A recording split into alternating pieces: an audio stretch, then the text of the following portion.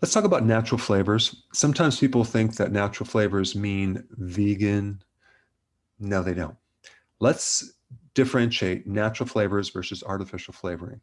So the question is, how do they make flavoring taste like something and keep it natural? Well, they use the essence of something. They might use a spice, some extract, a fruit juice, veggie juice, edible yeast, herbs, bark, buds of plants, roots of plants, leaves of plants, but they also use meat, seafood, poultry, and egg. That's right. So when you have a plant-based veggie burger, how do you think they get it to taste like a burger? Well, this is how they do it. They use animal products. I just wanted to bring this to your attention. If you think that it's completely vegan, well, usually it's not. Now, personally, I don't have a problem with that because I'm not a vegan. But what I wanted to do is to raise awareness on the difference between natural flavors versus artificial flavoring. Artificial flavoring has to do with synthetic chemicals that could be coming from petroleum or other chemicals. The molecules are similar, but they're definitely not the same. Now, here's another point that I want to bring up, that because I produce certain supplements that require flavoring, there's one thing that a lot of people don't realize.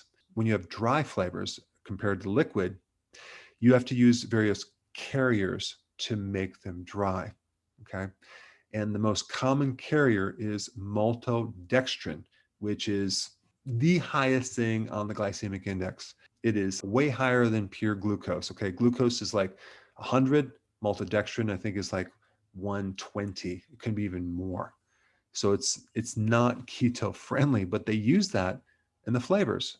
So I just wanted to bring that to your attention. All my products do not use maltodextrin. We use a different carrier. I think it's called acacia gum. Another point, the FDA doesn't require labels to indicate what's in their natural flavoring. That's just another point I wanted to bring up. And so this is why you might see it on a vegan label. When you buy chicken from the store, if you look on the ingredient, a lot of times it'll say natural flavoring. Why do they have to add flavoring to the chickens? Because chicken is so bland and they have to make it taste like chicken. So they're actually going to add chicken flavoring to chicken. And they also do it with pork and beef. So read your labels. So last point I want to bring up is monosodium glutamate can also be disguised as natural flavorings. I mean, in the past, I remember eating certain foods that had natural flavorings, but had no MSG. And the food just tasted too good. And I do know that when I consume food with MSG, first of all, I'll be hungry in about an hour and a half, and I'll be very, very thirsty because the monosodium glutamate, and that's what occurred after I ate that food. So read the labels, use judgment, and realize that just because it's natural doesn't mean that it's vegan. So if you're enjoying this content, go ahead and share it with someone that could really benefit from it.